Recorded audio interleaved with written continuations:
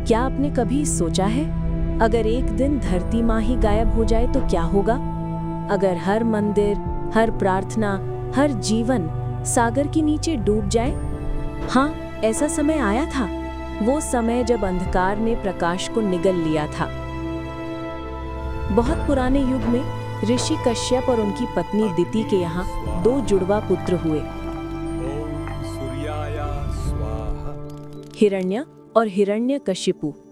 इन दोनों के जन्म से ही देवता भयभीत हो उठे, क्योंकि इनकी आंखों में था शक्ति का अहंकार और प्रतिशोध की आग। हिरण्य ने एक पांव पर खड़े होकर वर्षों तक ब्रह्मा जी की कठोर तपस्या की। वायु थम गई, सूर्य मंद पड़ा और उसकी तपस्या से धरती कांप उठी। अंत में ब्रह्मा प्रकट हुए।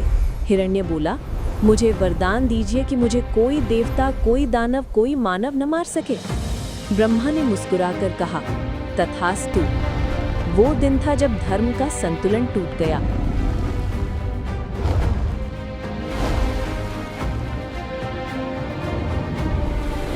दोनों भाई हिरण्य और हिरण्यकशिपु प्रभु के विरुद्ध युद्ध छेड़ बैठे। मंदिर जलाए गए, ऋषियों का वध हुआ, यहाँ तक कि विष्णु की मूर्तियां भी तोड़ी गईं।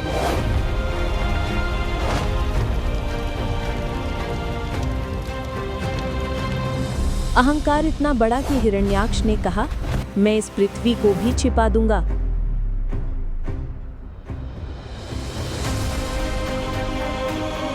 और उसने सच में ऐसा ही किया। उसने भूदेवी पृथ्वी माता को जंजीरों में बांधा और उन्हें एक अलग ब्रह्मांड के सागर में फेंक दिया।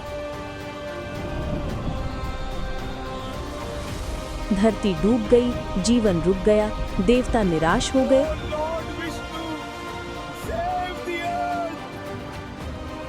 और सब मिलकर वैकुंठ पहुंचे।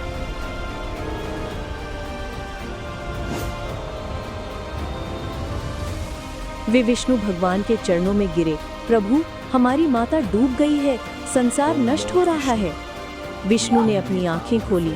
उनकी दृष्टि में था सागर जैसा धैर्य और सूर्य जैसा तेज। वे बोले, जब धरती पुकारे, मैं स्वयं उतरता हूँ। अब मैं वराह बनूंगा। क्षण भर में ब्रह्मांड रोशन हो उठा। विष्णु का रूप बदलने लगा। भुजाएं पर्वत जैसी विशाल, केश सुनहरी ज्वाला जैसे और मुख दिव्य वराह का। उनके दांत चंद्रमा जैसे चमकते और गर्जना से आकाश फट पड़ा।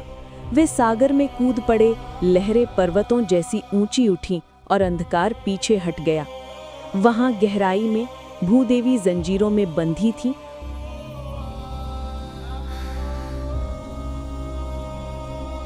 और उनके सामने खड़ा था हिरण्याक्ष, अहंकार से दहकता हुआ। हिरण्याक्ष बोला, ये संसार अब मेरा है। वराह ने गर्जना की, जहां धर्म है वहां अधर्म टिक नहीं सकता। और फिर शुरू हुआ संग्राम। तूफानों के बीच, बिजली के नीचे, ब्रह्मांड के हृदय में गदा और दंत टकराए। समुद्र फट पड़ा, ग्रह कांप उठे, तारे डरे हुए पीछे हट गए। वराह ने अपनी पूरी शक्ति जुटाई। दिव्य मंत्र उनके चारों ओर घूमने लगे और उन्होंने मारा एक अंतिम प्रहार। हिरण्याक्ष का अहंकार टूट गया और अंधकार फिर से प्रकाश में बदल गया। वराह ने भूदेवी को अपने दांतों पर उठाया, धीरे धीरे ऊपर लाए। सूर्य निकला, पृथ्वी मुस्कुराई, देवता झूम उठे, पुष्प वर्षा हुई और तभी विष्णु का स्वर गूंजा, जब तक धर्म रहेगा पृथ्वी कभी नहीं गिरेगी।